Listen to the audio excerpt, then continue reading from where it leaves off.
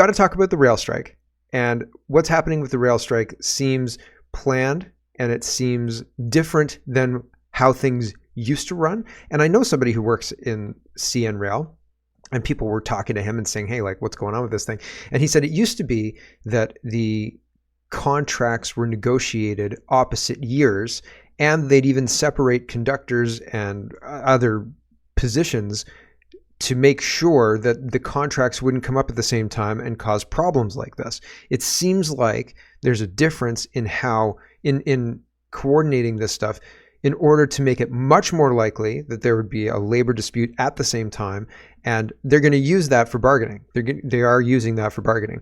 But there's a lot more to it. Like, who owns the majority stake in CN Rail? BlackRock, Bill Gates, Vanguard, and their likely crew, right? So, and why is this a bad time? Harvest season. You need to get your products moved, and time matters. So having a months-long strike now, that's not in the cards.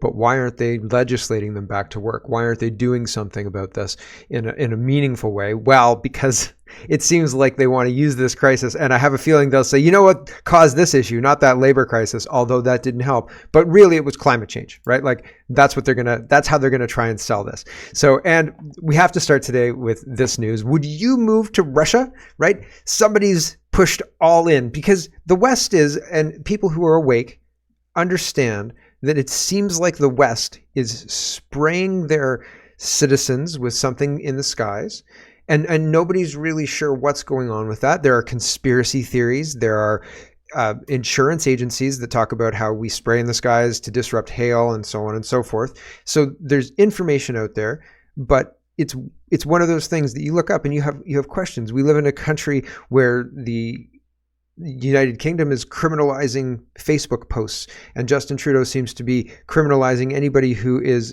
in favor of waving a Canadian flag and saying we have bodily autonomy and a charter of rights that you seem to be ignoring. Justin Trudeau doesn't like that. Rishi Sunak and Keir Starmer and all of these people who are trying to crush free speech in the West are all coordinating to blame citizens while importing an entirely new population to replace the citizens with. And people have noticed that, and they're trying to turn it back, but it seems very unlikely, I think is the word at this point. I hope I'm wrong about that. I hope that the solution becomes apparent very quickly, but at this point in time, no solution is easily found.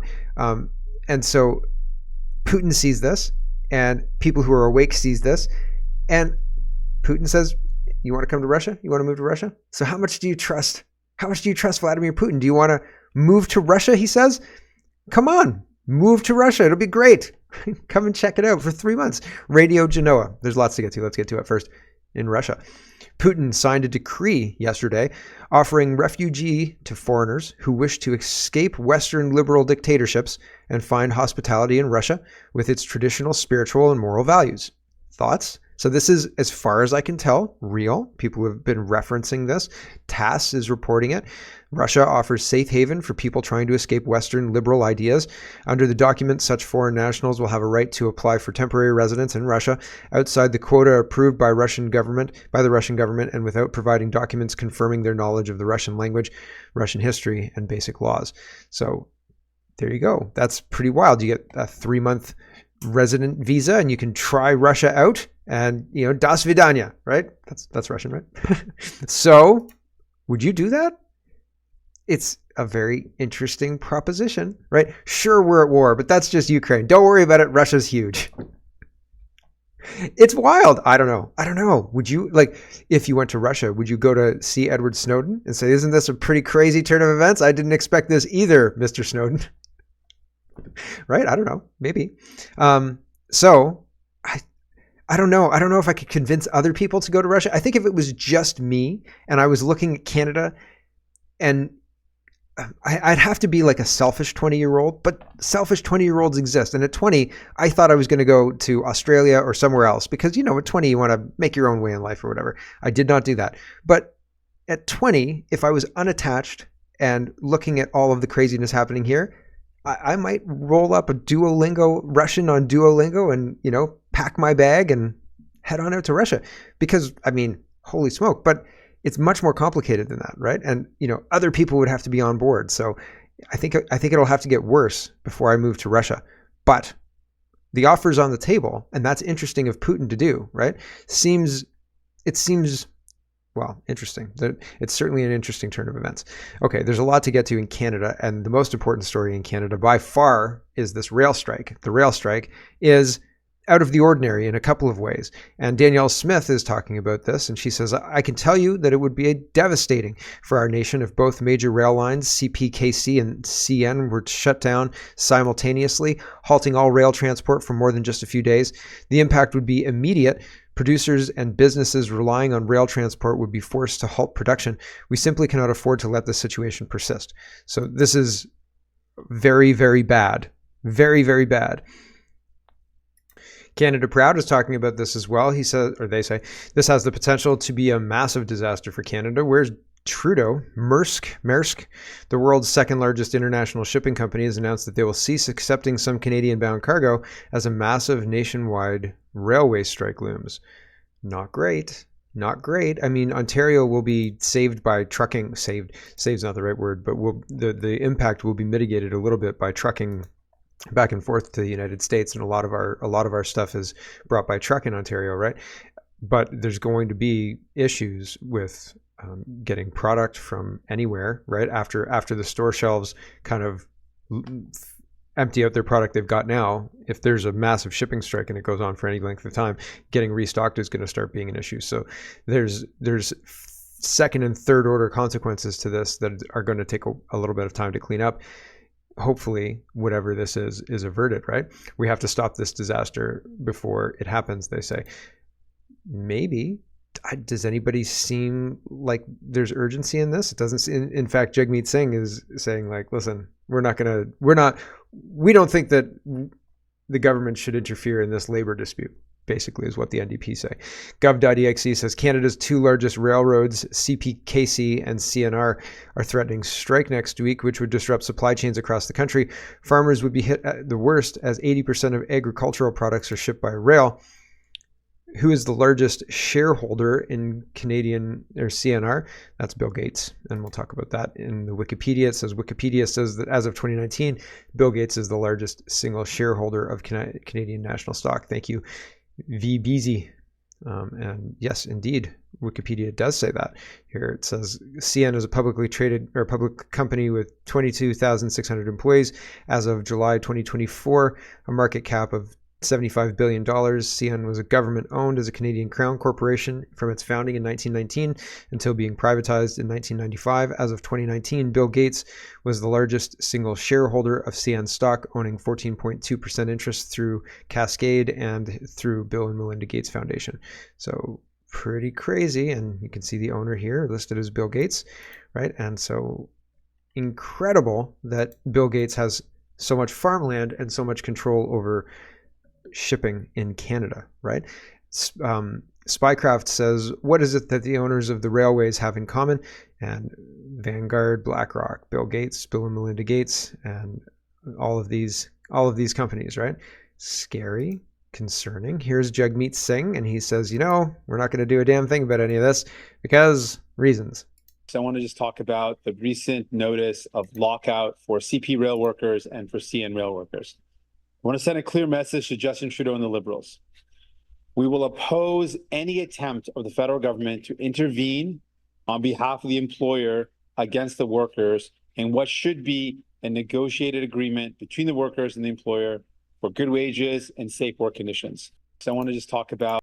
So Jagmeet Singh says we have to be hands off. So here is Public Safety Canada. This is a website, like government website. You can see at the top here. The link's in the description if you're interested. And it says this is an archived link. It says guidance on essential services and functions in Canada during the COVID-19 pandemic.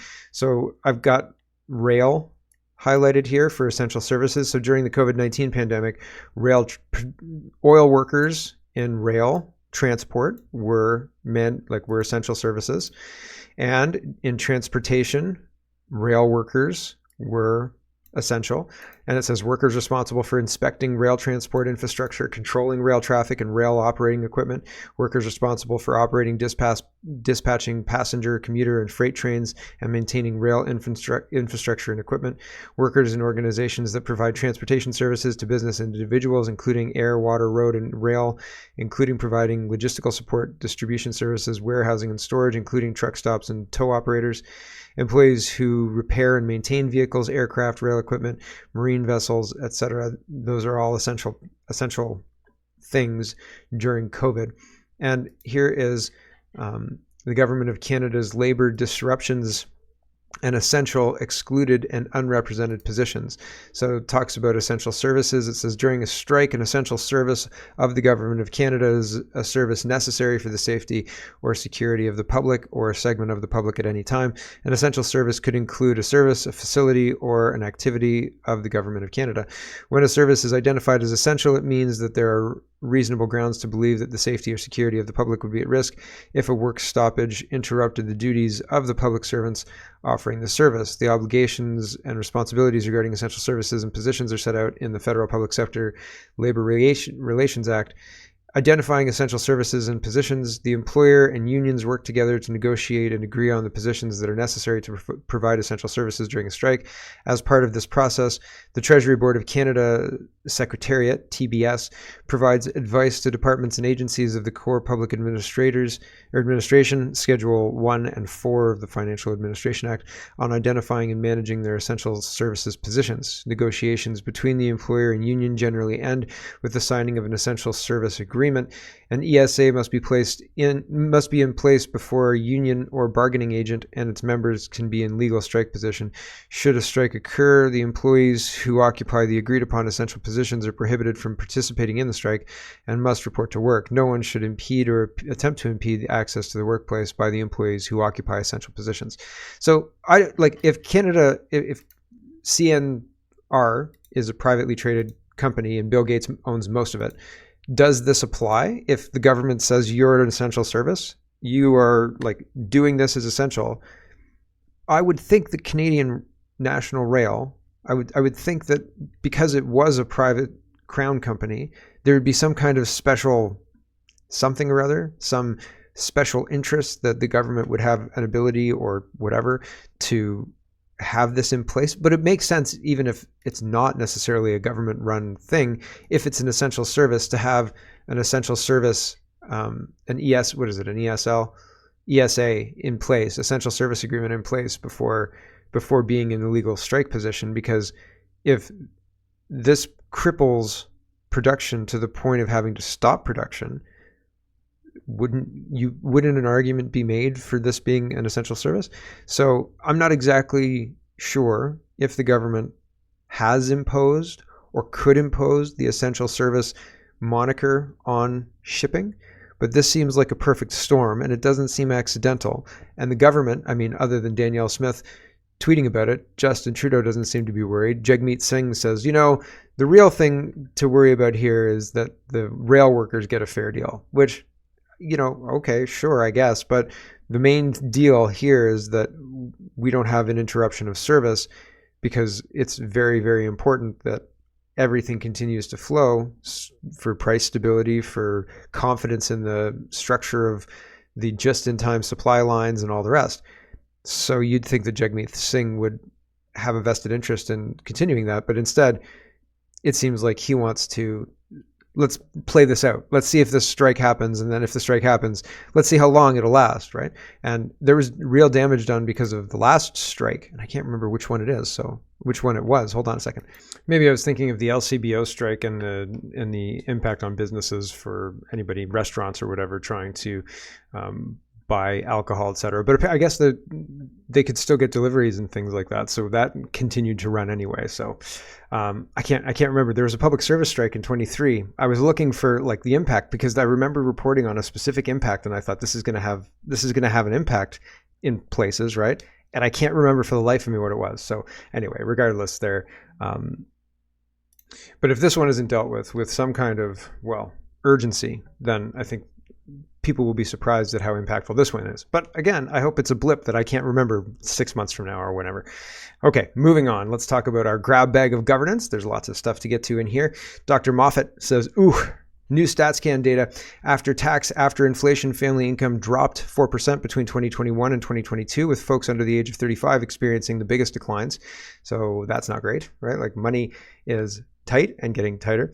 Table Salt says Canada now has the 7th highest total debt out of the advanced economies, but the government masks this by publishing the net debt net of your pension. Says the Fraser Institute. So Japan looks like it's got the worst, but Canada, if you actually included all of our debt, would be the worst, says Table Salt. So that's interesting. And Alberta Leonidas says the pension that has already gone as to its investments outside of Canada. Yeah, our pensions, the CPP, is being invested and managed by the WEF. So yay. Michael Barrett says hearings tomorrow into Justin Trudeau's $9 million luxury condo for his media buddy. Why are taxpayers on the hook for Trudeau's latest splurge? Canadians deserve accountability. Blacklock's reports CAC corporate build $9 million luxury Manhattan penthouse for Tom Clark at 4 times the expense of renovating the apartment used by his predecessor. How did that come to pass? Right? Interesting. When you pay somebody off to get power, I scratch your back, you scratch mine, luxury apartment here, prime ministership there, whatever, softball questions to make sure you ensure that prime ministership, right? National Post is reporting Freedom Convoy organizer defends charge of encouraging honking during protest. Not honking.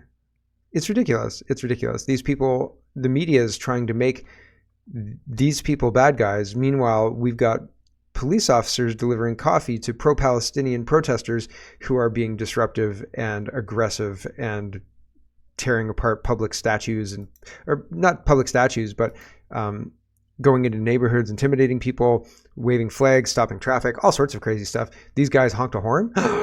Oh my gosh, how dare you, right? And people are trying to be vilified for this. It's incredible.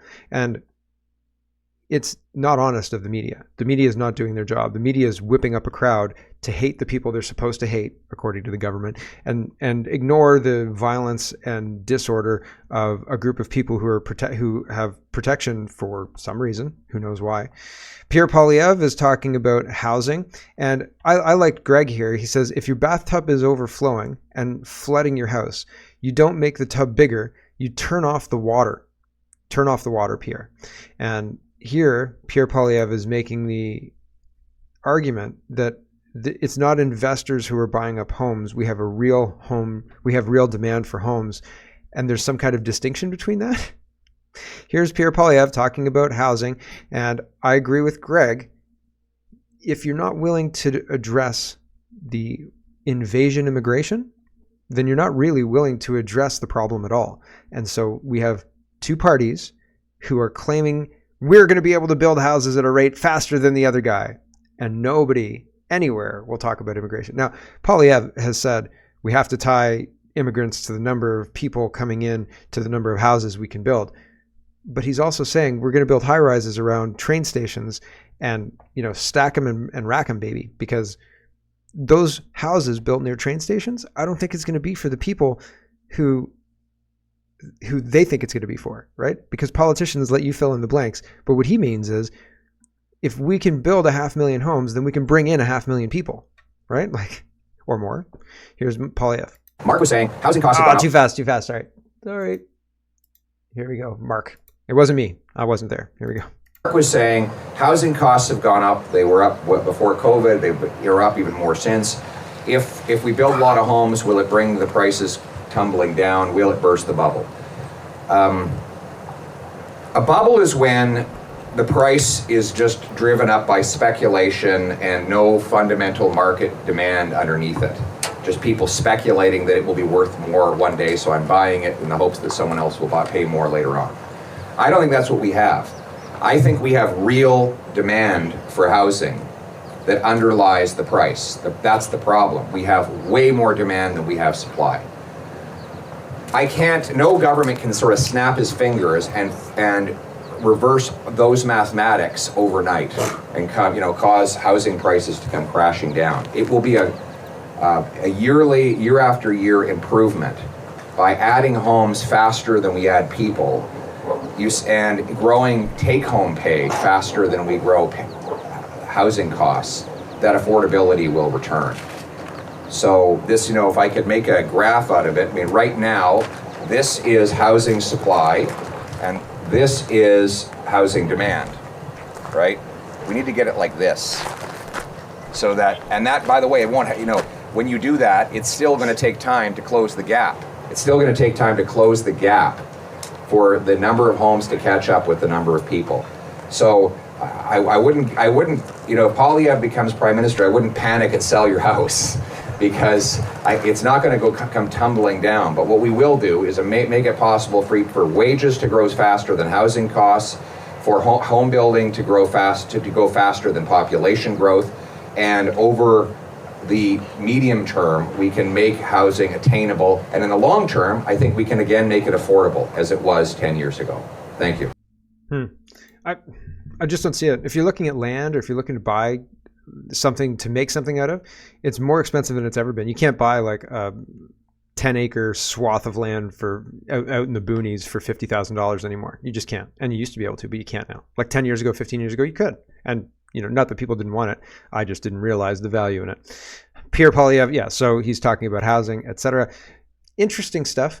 Here is the Ontario Municipal Councillor, and she's bringing her concerns about government transparency. And I'll let her finish, well, not quite finish the remarks, but she has this prepared speech, and then at the end here, it's kind of a more direct plea, and I thought it was interesting. Here she is. I have been sexually harassed. I have been threatened, psychologically abused, sanctioned financially, leaving me without the means to provide for my family. I've been labeled as a transphobic, a homophobic, and a racist. And that's just to name a few. From my own colleagues at council. I've been yelled at, I've been degraded, and humiliated. All because I fulfilled my obligations as an elected official to be the voice of the people by wanting to remain a neutral politician, as we should be. By only flying governmental flags on governmental buildings. By advocating for my constituents that every man, woman, boy, girl should have the choice to either use a biological bathroom of their choice or to use a universal room that would be inclusive of all genders and or families. And by wanting to put age restrictions on pride events and drag queen story times. What kind of an example is this setting to silence elected officials such as myself or anybody else who wants to stand out against what is happening in today's world? Because when you're silencing me, you're silencing the voice of the people. Where is the justice? There you go. And then they open up for questions, and of course there are no questions. Here's another presser, and again, I don't know how, she's a municipal councillor, and so the government bears some responsibility. So she's using all resources to do this and make this this presser. She's got 233 likes and 3,200 views, almost 3,300 views. And it's unfortunate. It's because people don't even know that this stuff exists, And then here's a group. They hold a news conference on government and media transparency. And there's three different speakers, and all are worthwhile. It's 26 minutes. Again, it's well beyond the scope of the podcast today. I actually haven't listened to this lady. And somebody said, this woman speaks, and then they were excited about it. And I got pulled away from the computer and I didn't have a chance to listen to this part, but I listened to the other two gentlemen speak just because I started it and I got that far, and then I got pulled away when the lady started speaking. So apologies about that. But again, very worthwhile. These people are concerned about the same things I'm concerned about. I think that there's a pathway to stopping this insanity, but it's not going to be easy, right? And it's not obvious either, because I don't think that the pathway is take over the federal government. And at this point, I think that Ontario would go for a party that is actually conservative, because Doug Ford's conservatives aren't. And I think that you can be an Ontario First Party and a Conservative Party and respect people's rights while governing the province in an appropriate way. And you could also use that pulpit of the province and say, listen, pass something like the sovereign Alberta within a united Canada, pass something like that for Ontario and say, listen, the federal government, there's Chinese traders in the government. I've created this Ontario tax thing, and we're going to collect taxes. But then I'm going to change the rules on that because I think that 0 is the correct tax rate for your citizens. But regardless, I digress. But we're going to collect taxes, and then we'll remit them when you fix the Chinese trader problem. Otherwise, you have no say here. We're not going to take any of your money. We're going to solve our own problems. I'm going to administer education and healthcare in an appropriate way to serve these citizens. And if I can't deliver this service, like if the hospitals are closed for whatever reason, like the emergency service doesn't have a doctor, then I'm going to refund them tax money for every day that's true, because they're paying for access. And if you can't provide access, you shouldn't have to pay for it, right? If I don't have internet, I call Rogers and I say, hey, why don't I have internet? Or whoever, tech savvy. I say, hey, why don't I have internet? And they say, I don't know. And then they have to refund me on a per diem basis on the days that I don't have internet. Now, that doesn't happen now. But when I was younger, when I was 20, that did happen. And I came home and I was like, why don't I have internet? And I did have Rogers at the time. And I called them and I was like, why don't I have internet? And they were very apologetic and they couldn't get it fixed. And it was like 3 days of downtime. And I said, if there's one more day of downtime, I'm calling other people to give me internet. And the internet came back. And I did call other people to get internet. But fundamentally, the province takes your money and you expect service. And if the province can't deliver service, the province should be on the hook for that, just like Rogers is or any other business is. And they're not. And I think that if you go after the power structure within the province, you can affect the healthcare, you can affect the education, you can affect the municipalities. You can take out municipalities that are taken over by woke Marxists. You can remove the communists from education and from the communities. You can then set the province on the right path and protect the citizens from the federal government. I think that works. I think that's a way to go to start fixing this, right? Yes, that's probably the fastest way because it doesn't look like the federal government's going to do a damn thing to get us out of this. So in the spirit of there is no one coming to save us, that's my plan. But I don't know if I can bring it to fruition because it's really hard and I need other people. And that's really hard too, right? So, but these guys, they identify that there's an issue. And they articulate that there's an issue and they're trying to do something about the issue and they've got a press conference about it. So they got almost 7,500 views almost. So still not enough, not enough. Raven says poop bags. Poop bags are now available at rock climbing sites in Squamish, BC. And no, they're not for your pets. Oh, right. So, I mean, you know, how Canada has fallen, right? I think I would have a hard time pooping in a bag unless I had to poop in the bag. And if I did have to poop in the bag, I'd want it to be a garbage bag from like a grocery store, you know, like they used to give out back in the olden days. It used to say, thank you for shopping with us, right? If I had to, I would want to use one of those because they have the handles and I feel like it would fit all the way over my bum. Not like the poop bags that you get for your dogs. No way. That's crazy town. This I thought was a little bit funny. The Liberals are pulling out of the Capitol Pride Parade over the pro-Palestinian statement. So the left is eating itself all over again, as usual, I guess. And it's one of those things.